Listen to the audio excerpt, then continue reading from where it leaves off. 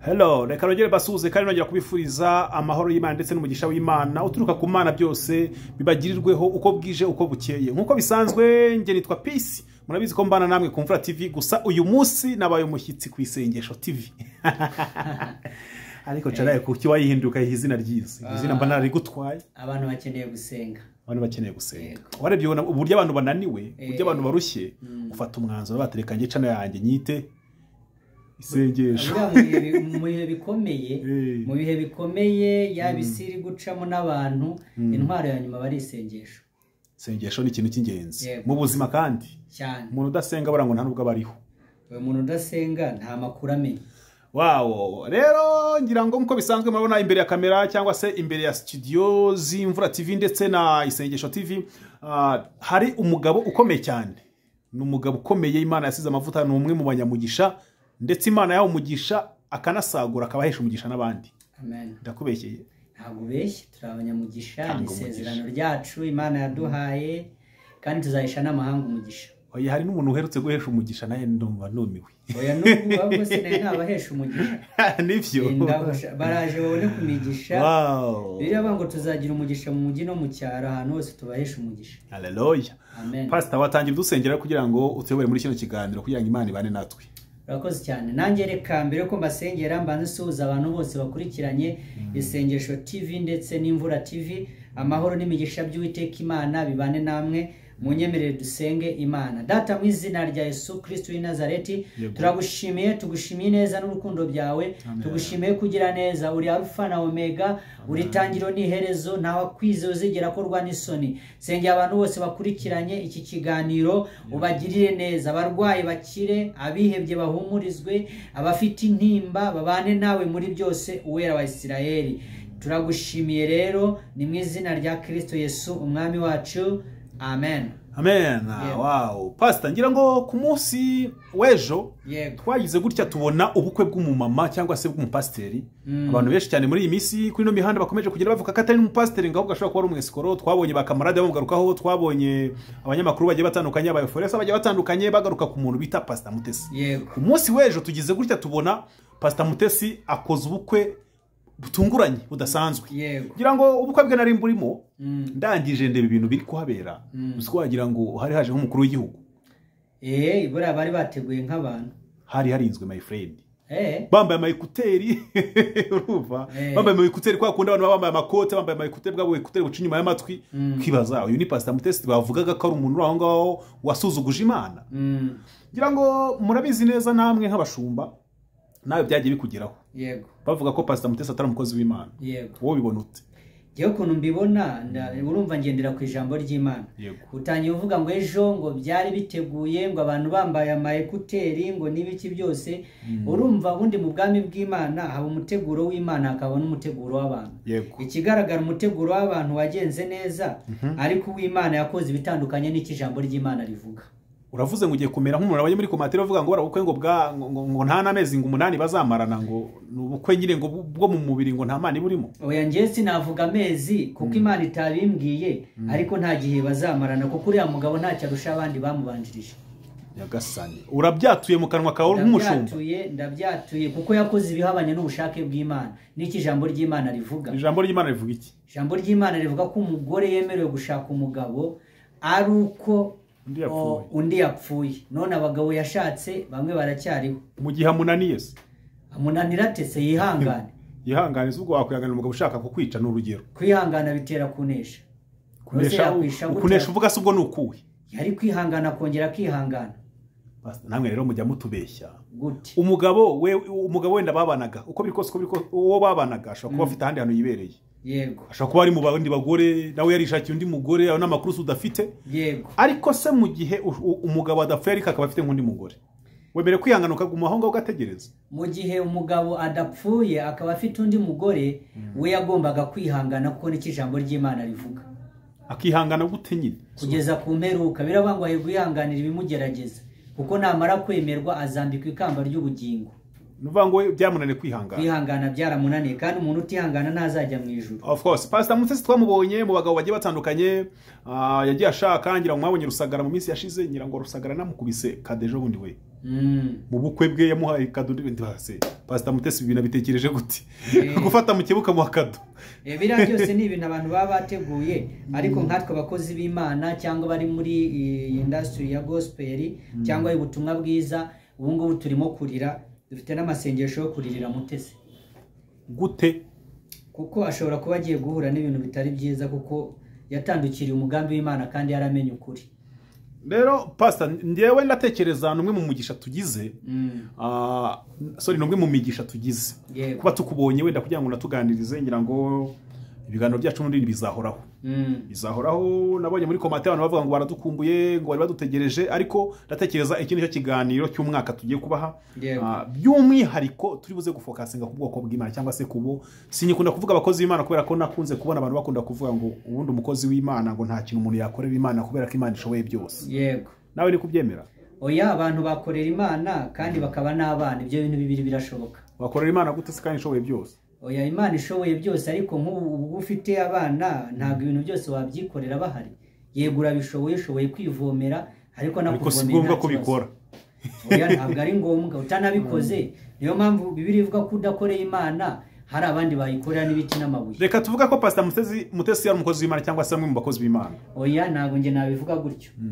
Kuko nta kimenyetso kibinyereka. Ariko se ubundi agira urusengero? Ntabwo ndageramo simbizi. Ariko uramuzi? Wenda muzi. Umuzi mu buryo? Muzi abwiriza ariko icyangombwa si ukubwiriza ahubwo icyangwa no gusa n'ibyo ubwiriza. Tugize guhurya ku munsi w'ejo tubona wari Pastor Mutesi ubukwe bw'iwe bushyizemo ikintu kijyanye n'imbaraga zidasanzwe. Yego. Ariko bivugwa ko atari n'imbaraga ziwe yashyizeho ahubwo abo ku muryango w'umugabo we. Yego. Ngo nabantu bakomeye ariko ngo bafite amafaranga. Nta muntu ukomera mu isi yakomera Imana. Ariko umuntu arakomera. Ibyo bintu ntago wabinyumva. Arakomera se ku buryo wamurasa ntapfe. Wamurasa akambara tibari kubera yayiguza amafaranga. Ntabwo ashobora kumara imyaka 150 akiriho. Yego. Nabyo ndabo. Umuntu arayimara. Umuntu ukomera ni Imana. Ho Imana se umuntu. Ndi kuvuga mu bantu ntabwo Imana ari umuntu. Abantu icyo basabwa no kubahana, no gukundana, no kubana amahoro. Ariko Pastor Mutesi ibyo bintu arabyuzuza. Tabizi ntabyo nzi ntabyo ndabo. Ariko kuki utahinde? Reka bite nyigarukaho. Mbariza muri rusange. Kuki habayeho ikibazo? Yego. Cyo kutabona abakozi b'Imana. Cyangwa se abapasiteri bagenzi be batahabura bukwe. Imbarwa nimba narabonye uwo nabonye ni nk'umwe. Oya bari barimo abo bitaba Claude, abo bitaba Gerard nabandi. Claude ni yarahari. Kandi Gerard we yarahari nka musaza we. Ntabwo Claude yarahari. Claude ngo yari kwageraga ngo bari gutabana muniga ho. Hari bawusa bari bateguye kubyo Claude yahagera. Ba Gerard bose narababonye ariko se. Ariko Gerard ngo bamwimye kado. Kandi ari musaza we. Hagera musaza we. Bana arangije atanisohokera. Agenda yarakaye nagiye kubona mbona sohotse yarakaye n'umujinya n'iki Mutesi ariko ari guhoberana n'umugabo we. Umugabo yaraje kureba mu muha barahoberana Gerard ahita asohoka. N'umujinya n'iki yagarutse nyuma barangije guhobera. None se yabutashye ashaka kado.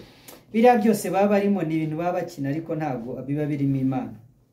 Abantu bakora ibintu bigendanye n'ubushake bw'Imana. None se utashye ubukwe bw'umuntu ngo nibaguhaye kado sohotse urakaye ubwo se wabutashye umukunda cyangwa wabutashye ufite icyo ushaka?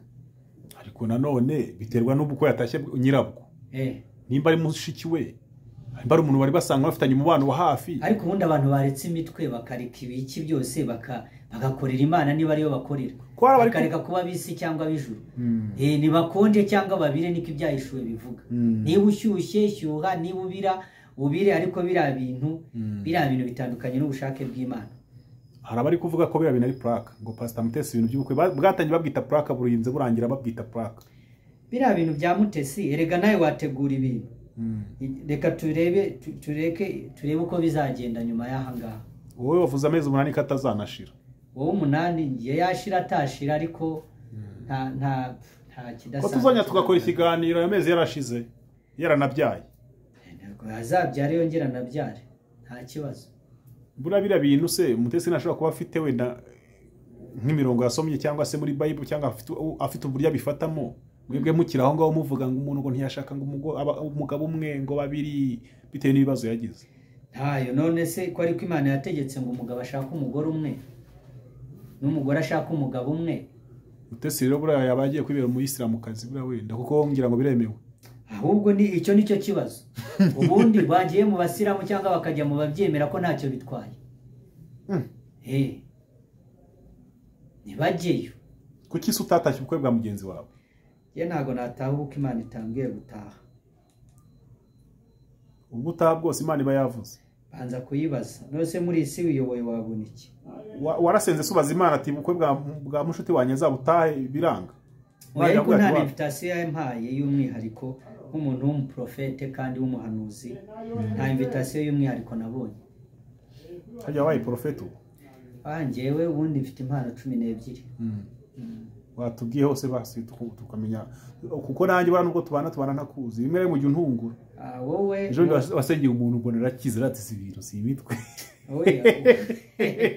oya ntabwo ari imitwe ariko mbona rakize pe Imana iracyakora. reka mbabwire n'abantu badukurikiranye ku isengesho, Imana iracyakora, haracyari 7,000 bitarapfukamira Bayali, haracyari abahanuzi, haracyari abashumba, haracyari abigisha, haracyari abatambyi, haracyari n'abanyamakuru bari mu mwuka w'Imana nubwo abenshi utamenya ibyabo. uza abanyamakuru mitandeba kwa Pastor Mutesi. abanyamakuru barahageze bose barajunjamo. bari nabo batsema mikoro n'amakamera n'ibiki byose. ni nuzo bayatse ni Bob wo kuri Nkunda Gospel uramuzi? uwo bita Kamarade se naye sinzi amakuru sinzi nabibonye uko Kamarade bavugaga ko ngo bamukubitiyeyo. ese nta wafunzwe yashatse kwica ubukwe no kubeshya. Kamarade ubwo Pastor Mutesi namuhaye kado. Bura Kamarade numwe mu bantu bamamaje ubukwe bwa Pastor Mutesi. kandi Pastor Mutesi bura akunda hiti. nose ubwo wagwikira kandi wabwamamaza. iyo birimo amafaranga nabikora ariko nanone haje iby'Imana Imana ishobora no kubimbuza ikabata ubwo bukwe bwamamaza nka. nose Kamarade wamuhaye kado y'iki kandi yarari kukiraka? oya ntago wamuhaye akazi ko kubwamamaza ahubwo we yihaye inshingano yipanze akazi. igare y'abahanga bazi kwishakira akazi. mpamvu wamuhaye kado ariko nawe ngo yarakubiswe abuze gato. nawe yarakubiswe batangiye kwiha ibintu byo gufotora. bana bati shaka kado wa munwa wawe kuri 3D TV. ahangaha ku isengesho ntukora. Niko wamubwiye. Ewe gawe. Yaragiye atatumiwe se yaragiye ubundi mu ruhe rwego. Yaratumiwe. ahubwo Pastor Mutesi afite uburyo yapanze ubukwe bwe kubyo nta muntu wemere gushutinga cyangwa se gufata ifoto nimwe. kuko harimo amabawusa nimvuga amabawusa ubyumve azerera no mu bantu atembera mu bantu. iyo drone isiza byari kugenda gute? drone numva bari guhita bayihanura abatipe nahabonye bajya bari bafite n'imbunda. none se amafoto yatanzwe nande tubona n'ibya ari ni kamera za Pastor Mutesi zari zirimo nabagerageje kwiba ayo mashusho. we yari yizaniye kamera ngo zo gushutinga. none icyo si ikimenyetso cyerekana ko buriya bukwe ari bwa Satani butarimo Imana. ibintu by'Imana se ntabwo bishobora kuba private ibyo. ibintu by'Imana ntibyihishe. iby'Imana bibera ku mugaragaro. dushinga agatawa bose bakabibona. dushinga agatawa. yego. kira nicyo kimenyetso kigaragaza ko birimo Satani se. ibya Satani bibera mu rwihisho. ubundi bura ameze nk'umuntu wakiye nijoro. none se uzi udashaka kufotora numva ngo n'amatelefone bari bababujije. ushaka ugira ibyo waranayibikuraga bakareba nimba uri bujye muri foto. icyo si ikimenyetso cyonyine ukeneye ibindi bimenyetso. wajya muri kamera bakabati ugiye mu biki bakayitwambura. icyo none uri ngo pastor wari banateguye ihangane kibambo. urumva ariko kuntu yo nitsamuye uvuga kibambuza icyo bivuga. nubwo wakize ukiri muto nawe muri Imana yahawe umugisha. nawe Imana yaguhaye umugisha. ariko buragukira ntabwo ubundi ngiye njya mpamya ko bigira urugero. oya umuntu wese uri haba ari umukire. buriya se tuzabireba neza niba ari byo. usibye ko nakuramba nitsamuye hari uburyo bumbwiye ngo ndakire mu buryo bw'umubiri atari kubw'ifaranga. atari umufungo we n'unesheje. ifaranga urarifite narabibonye maze iminsi mukurikirana. reka imvura yarahombye. imvura TV yarahombye. imvura se imaze iminsi igwa. niyo mpamvu nanjye ubona ndi kwifocus ngira ku isengesho. kandi umva imvura niyo yabuze hakaza amasengesho iragwa. amasengesho agusha imvura. ariko buriya nanone abantu batwumva nabo bagende bajye kumvura TV bakore subscribe batayikoze. ku isengesho byo ni ihame. ukangaha niho bazajya bakura umugisha bazajya bakura ihumure cyane. bazajya harya channel ya bwa mbere yitwaga gira impuhwe. gira impuhwe. nyuma yo kugira impuhwe haje muri kwasengera. nzi neza yuko ahangaha nyine nahantu bakura umugisha mwinshi cyane ka utagabanyije. buri umuntu utakora subscribe ku bintu by'Imana subwo yayikorera kwande. ubundi utayikora abafite umwuka w'ubugugu. kandi umwuka w'ubugugu utuma umuntu atagira icyo yakira. nibyo buriya niba ushaka guhabwa uzatange, nugirira neza umuntu menya ngo nawe bazakugirira neza. nk'iyi fanta unguriye mu kanya ejo hari umuntu uzakugurira 3, niyo nge ntakugurira, si ngombwa ngo nanakugurire kuko wanguriye fanta numvira ryoshye. iyo ugize neza rero nawe hari undi ukugirira neza, biri automatically nuko byesitaye. iyo uhaye nawe baraguha, iyo uvuze neza umuntu nawe bakuvuga neza, iyo ugira urukundo nawe baragukunda. mbese iyo nta shitani ufite nawe nta muntu ukugirira shitani. ayibana kabisa. rero ngira ngo tumeze nk'abagana ku musozo wenda w'ibya Pastor Mutesi. Impamvu ndi kumugarukaho cyane, we nabonye uri kwirinda kugira icyo ubivugaho. ushobora kuba waranababaye. ahubwo sinavuga ko turi mu marira, abari kugo ndavuga abantu bakiri mu mwuka batigeze bivanga n'andi moko. turi mu marira n'agahinda, Imana irimo gupfusha abantu bagaseka. ariko nanone Pastor Mutesi mba mbona nge wakijijwe. ubibona utese agakizo biganira agiye akora, ariko nanone nabyo bishobora kuba birimo ibinyoma, kuko nabonye abantu abanyamakuru bakomeye bakoranye nano hageze ari Sabere Cita bose nano hageze. reka nkubwire, Yesu yavuze ijambo rikomeye, aravuga ngo nunkunda uzitondera amategeko yanjye. umuntu ukijijwe ukunda Imana yitondera amategeko y'Imana, ntavuga gukomera kw'Imana, ahubwo yitondera itegeko ry'Imana. ntabwo wabwira perezida w'igihugu icyo ari cyo cyose mubwire ngo uramukunda ariko ntubahirize amategeko yashyizeho, ntabwo umubeshya. nuko bimeze. none Pastor Mutesi amategeko yishe, gerageza utubwiremo wenda nk'ayubona agaragara n'abatabizi tubimenye, kuko aka kanya hari abantu tugendera mu kigare, kuko ndatekereza mwebwe mu musobanukiwe Imana kuturusha. urumva nimba nkanjye naramenya agakiza hejuru yawe ku bwawe, hari n'abandi benshi cyane washumbye ubamenyesha ijambo ry'Imana bararimenyana n'isaba birimo, haba hari ibishi muzi tutazi. amakosa wenda nk'atanu Pastor Mutesi yakoze akaviyora amategeko y'Imana n'ayari. urumva icya mbere sindi umushinjacyaha, sinanjye ushinzwe amakosa, ariko ikigaragara byo kiba kigaragara. icya mbere nuko mu by'ukuri ibyo yakoze biriya bintu byo gusezerana agashaka umugabo kandi hakiri abandi, icyo ni ikosa rikomeye. icya kabiri, niba ubukwe bwe bwari burimo Imana, ni ukubuza abantu umudendezo wabo wo kugira ngo bafotore binezerwe bagire ibiki. icya gatatu ni uko atigeze agaragaza uruhande rwe, yashatse kwihindura icyo atari cyo mu yandi magambo, kuko ni ibintu bigaragara. icya kane, wambaje bitanu. icya kane ni uko atigeze avuga ngo ndaje ndihana. buriya umuntu aba agomba kwihana kubera amakosa yakoze, ubundi abantu bakamugorokera. icya gatanu ni ukwemera intege nkeya. ibyo byose rero yaza kwemera intege nke akagarukira Imana, ibyo bintu byose byari kugenda neza. ariko umuntu amusezeranije ninde? ntago muzi, menya simbizi. Ose warafatika? tuzabimenya, reka tuzarebe uwo ari we. numvise ashimira Pastor Apotre Mignone. Mignone se, Mignone ko ari umunyamwuka, bira ntago yabizamo. yaramushimiye, ariko Mignone nuko watarahari kubera ko yaribereye hanze. agiye hanze mu butumwa, ariko nanjye mutwerere yanshimira. ura nuko yamukubisa akantu. Erega gushimwa n'Imana no gushimwa n'abantu ni ibintu bibiri bitandukanye. ubundi abantu kuki bari guharanira gushimwa n'abantu no kuvugwa neza n'abantu, baharaniye neza gushimwa n'Imana? Ndetse bura nushaka gusanga Pastor Mutesi bira byose ubukwe bwe buriya rega iyo ukorera Imana iranakubahisha. Nge nabonye ubukwe bwe bwari bwiyubashye. Ikubahisha gute se? Kubukora ubukwe bwiza nka buriya, abantu bakaza ari benshi, mukaburinzwe bufite uburinzi bungana kuriya, abantu bakarya bagahaga. none ko harimo ngo bwa Debeni bwagenze gute? Debeni burase ntitwa Mugisha se? ubwa Medisi. ariko bari ushaka usanga nubwo ari abasekira tubafata nk'abantu bakora sekire ko banakijijwe bafite imishikirano bashyikirana n'Imana. none se Imana ihuriye n'ibyo kurya n'ibyo kunywa? ko umuntu ubahishwa n'Imana arugendera mu bushake bwayo akazabona nijoro, biriya biratandukanye. uvuze kuko kunywa ngo kwa Pastor Mutesi ngo hari n'ikiyeri. reka da ngira ngo tunamuveho ibintu yakoze nagahoma mu. reka tumuveho ikindi kibazo Pastor Mutesi muvaho bwa nyuma. Pastor Mutesi ni umwe mu bagore bari public tubona mu Rwanda bagerageje gushaka abagabo benshi, banabemera kandi ugasanga nta hantu bagiye. bakiriho.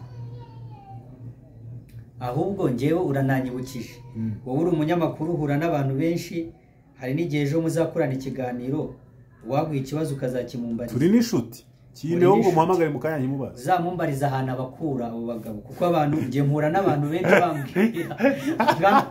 bakambwira bati dusengere rwose twabuze abagabo, ariko we uzamumbariza ahantu w'abakura ubundi ababona atewe. Uzi icyo vuga ubundi wabakura he? Uzi icyo vuga ngo uzamumbariza kubwire password ako. Ibyo nabyo ubikurikiranye wasanga hari ibindi biri, abandi barababura bagasara. Ugiye kuzanamo uburozi se ibintu by'imyuka ya ntabyo nivugiye, icyo kibazo zakimumbarize. Ubundi ko Pastor Mute abagabo bavanahe urabacura bakurahe, abandi bashakiye mu butayu bagashakira mu nsengero. None ikintu gitangaje buriya, ikintu gituma utandukana n'umugabo nuko hari ibiba bituzuye. Yego. None ikintu gitangaje no kuba waratandukanye. Burangiye mbabona umuntu watandukanye n'umugore cyangwa n'umugabo atagakwiye kubona undi, kubera ko ubwabyo ni igisobanuro kikwereka ko uwo muntu adashobotse cyangwa se ari bituzuye. Ariko gutandukana n'umwe, babiri, batatu, ndarapfuye, ahubwo uyu mugabo tumusengere kurama. Aryo umugabo we bamwita nde? Azahita apfa. Yashobora kudapfa akabaho, ariko nawe tumusengere nkuko dusengera abandi. Sengera atazapfa kuko ashobora kurama. Noneho umukozi w'Imana atera umwaka, namwe ibyo bintu mutagiye. Oh Mana, tabara uramutware rwose. Ariko nidusoza ndasengera urugo rwabo, Imana igurinde bikomeze. Imana irukomeze rwose. Pastor Mutesi wenda atandukanye na bira bintu, wenda Imana imufashe. Ya updating nanone yongera asubirana agakiza kumwimerere cyane. Ngira ngo Pastor, yego, tukiri ku bijyanye na Pastor Mutesi, wenda twanabisoje. Ahubwo hari inkuru ziri kugenda zivugwa, yego, hirya no hino ku isi. Twabonye Ukraine, tubona Abarusiya bagenda baterana amagambo na Ukraine. Ibyo ngibyo birahava biradusatira, biraza byataka umugabane wacu wa Afrika. Ngira ngo mu minsi ishize tubivuga twihutisha, wenda tuzatubigaruka mu biganiro bizajya bikurikira, ariko mu buryo bwo gusenga abantu batatwumva nk'abapolitisiye cyangwa abantu bari muri politiki. Ariko tuba tugomba kubivuga ko nabyo birahari. Nayo simbi, ahubwo nta n'umuntu ufite ubwenge utayibamo. Ahubwo harabayemo batabizi. Wow. Ni nawe mushumba wa mbere mbonye wemera kuganira kuri politiki. Yego. Ngira ngo turi kugenda tubona ibyegeranyo bigiye bitandukanye. Ba Roki twabonye benshi cyane bagiye barenze na basabe, Isimbi TV nabo babirimo. Niyo mpamvu natwe twakabifokasinzeho. Tureke gutangwa.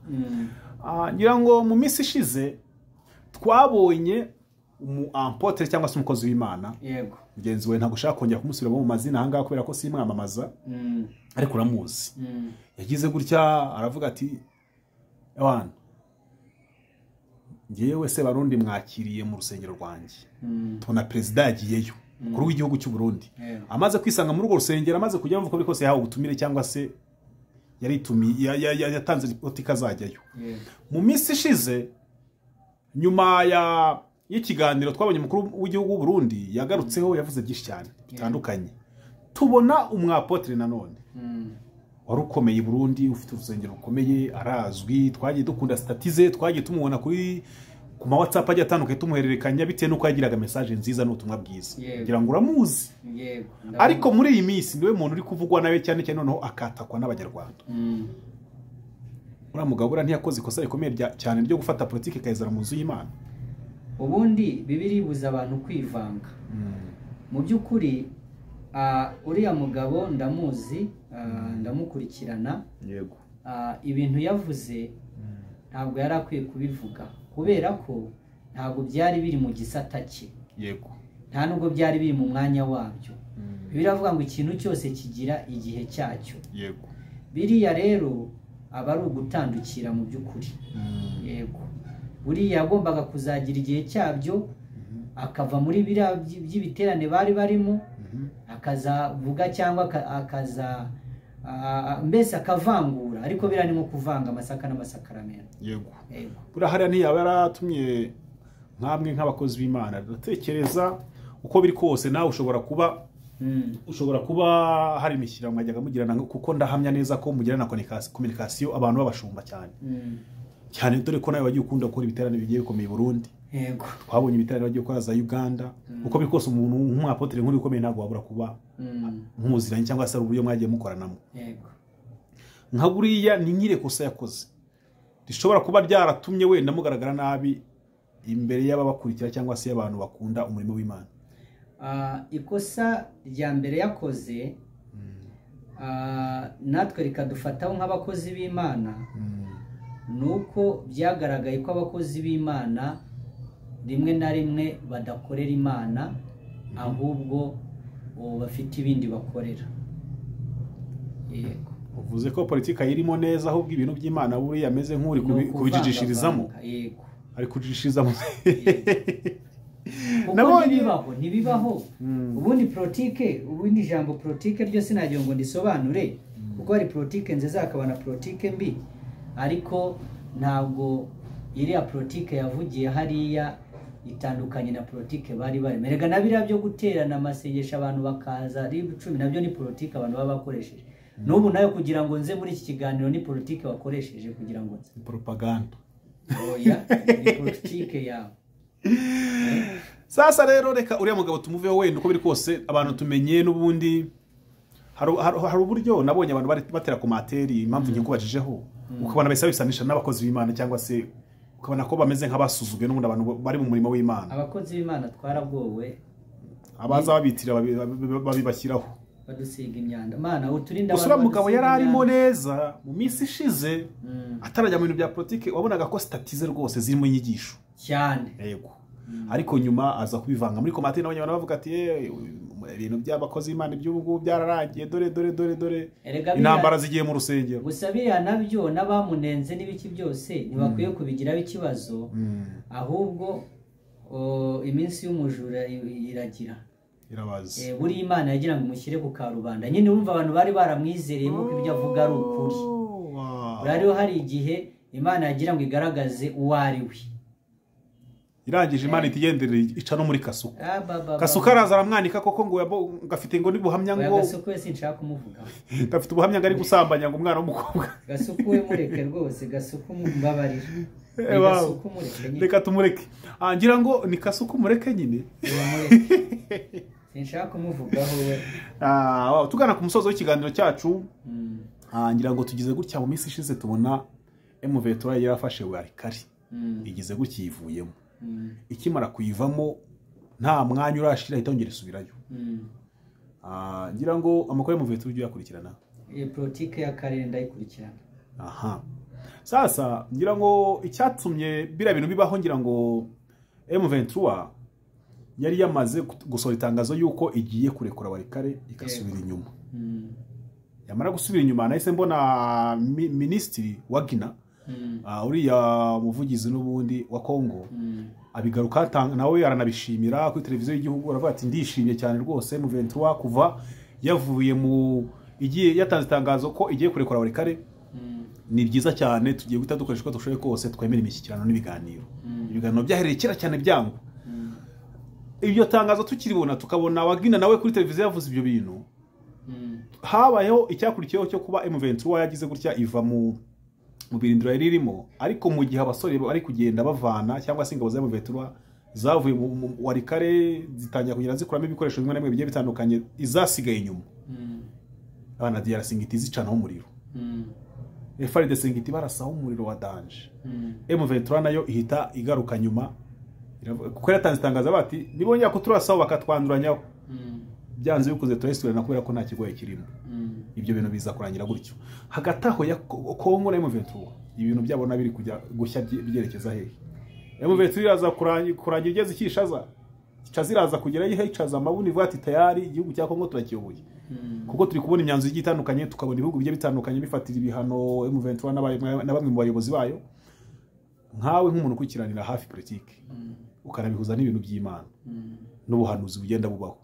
Amaherezo ya Kongo na M23 yabona gute? Amaherezo ya Kongo n'ibibazo ifite ndetse bigenda bya affectinga na karere, kuko of course iyo Kongo ivuga M23 ivuga u Rwanda, kandi natwe nk'igihugu cy'u Rwanda nacyo gifite abantu ba genocide bakoze genocide bari muri Kongo. Burundi nabwo bufite ingabo hariya. Ejo nahoze numva na Uganda already ishobora kuba yabyinjiyemo nkurikije ibyo Muhozi yavuze, ni umugaba mukuru w'ingabo za Uganda. avuga ko bafate Lubumbashi ibintu nk'ibyo ngibyo. So umuhozi barahuzagurika simbizi umuntu uri kuri rwego ahuzagurika nabyo ni ibiki nahoze n'ubu rero ni mutabaruka uramubona ko nawe ajya akunda gusesengura biriya bintu. Mutabaruka kwa Kenisi kuri Tivani hari ibiganiro akunze gukorana na Max TV cyangwa se na Pazo na Pizo wa Pizo. Yabigarutse aravuga ati Muhozi rwose amakuru atanga biragoye kumwizera kubera ko avuga ibintu uyu munsi ejo ukabona avuze ibindi. So kuzagurika rero ntabwo ari njye warubizanye kuko bivugwa na benshi kandi birigaragaza. Ariko umuntu uri kuri rwego rw'umugaba mukuru w'ingabo guhuzagurika kwe n'ibindi si wabitinda bari ku ijambo ntabwo ni nka bya bindi Gisekide mu minsi ishize yavuga ngo azatera u Rwanda.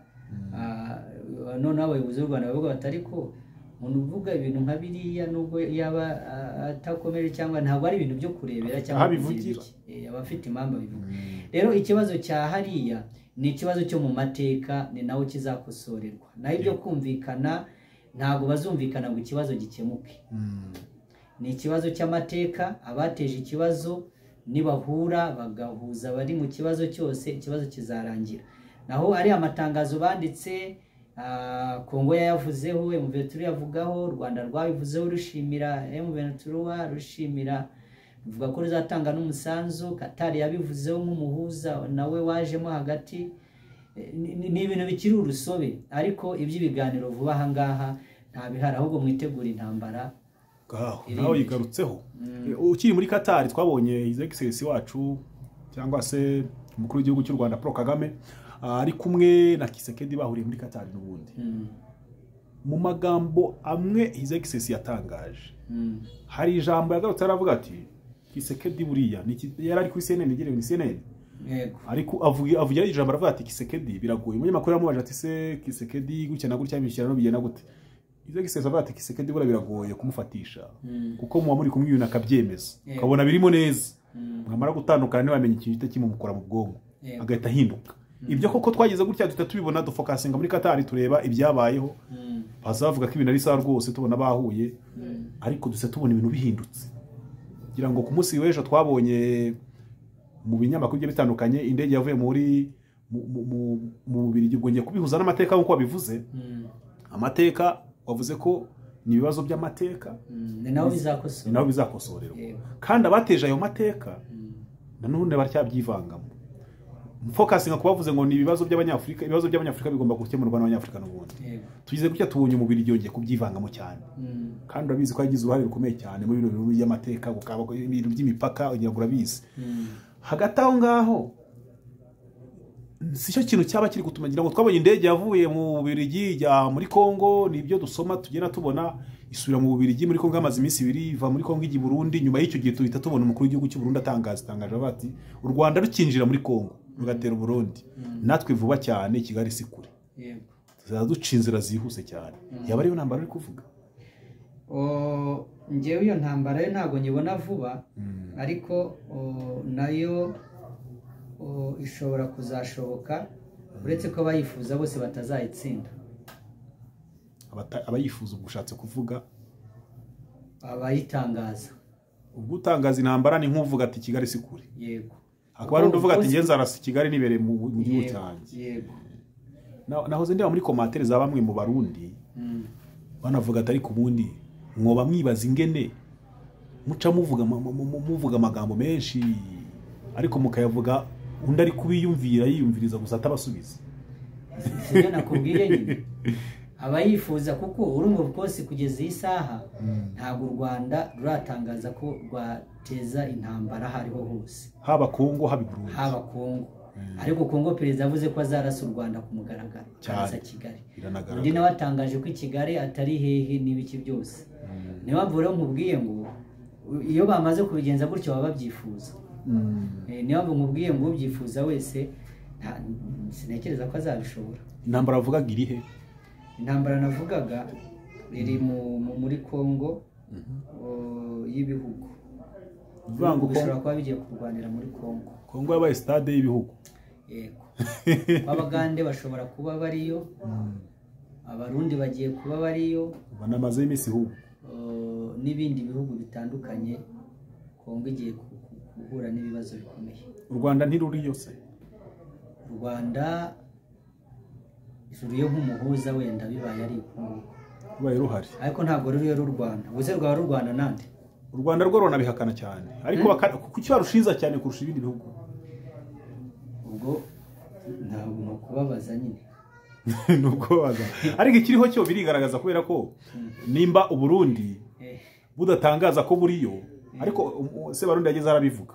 Nakuba Evariste Ndayishimiye. Ariko ubundi ahantu habaye umwanzi ukurwanya ushaka kukwica nayo wakabaye uriyo akakumerera nabi ubundi ubaye uriyo byo byaba bitwaye yabiteshwa tuganire mu ariko ikiriho cyo ahantu hari umwanzi wawe uvuga ko agiye kukwica yakwica mu gitondo cyangwa akwica ejo cyangwa utanaramuka ubwo se wewe wajyayo cyangwa wamuhunga cyane ntabwo namuhunga najyayo bya bindi Skopje yavuze ati ngewe umuntu yanyatatse ntabwo mutera umugongo tugomba kurebana noneho kugira ngo umuntu agusange nko muri studio akwiciremo ni wajyanze mukarwanirayo noneho no kuvuga ngo ikiriho cyo no kuvuga ngo twagiye tubona Isaac Sesa bitangaza ndetse n'umuvugizi ngiye nuko ntacyo nshinzwe mu nzego z'ubuyobozi ngiye nabagira inama yo kujyayo ahubwo kuko FDL iri hari ishyigikiye mu guhabwa imbunda n'ibiki nabo bandi bavuga shakuta u Rwanda rutananirwa bari uri gukosa imbaraga ni oya uravuze ngo u Rwanda rutananirwa bari uri gukosa oya njye ngo nuko bitakunda nyine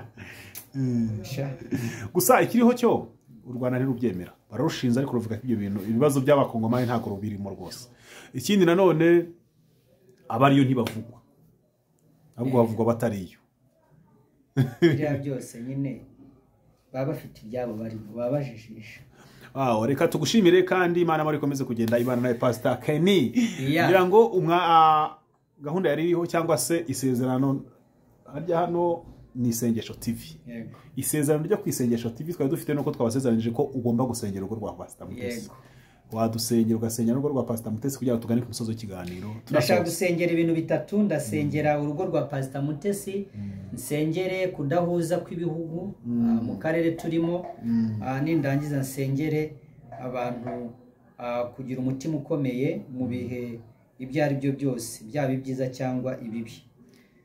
Data mu izina rya Yesu turagushimiye tugushimiye ko uri Imana nzima nsengera urugo rwa Pastor Mutesi urukomeze harabaruhu umwe kwezi harabaruhu atatu niba ari we warushyizeho urekurama kandi nsengeye mwami Imana aka karere nsengeye Kongo uyishyigikire kandi urinde mwami Imana abaturage kandi mwami Yesu nsengeye n'abantu bafite imitima idakomeye bakomereze mu buntu bwawe tubisabye mu izina rya Kristo Yesu umwami wacu amen amen amen amen isigaye Imana ibahe umugisha mwinshi cyane utagabanyije.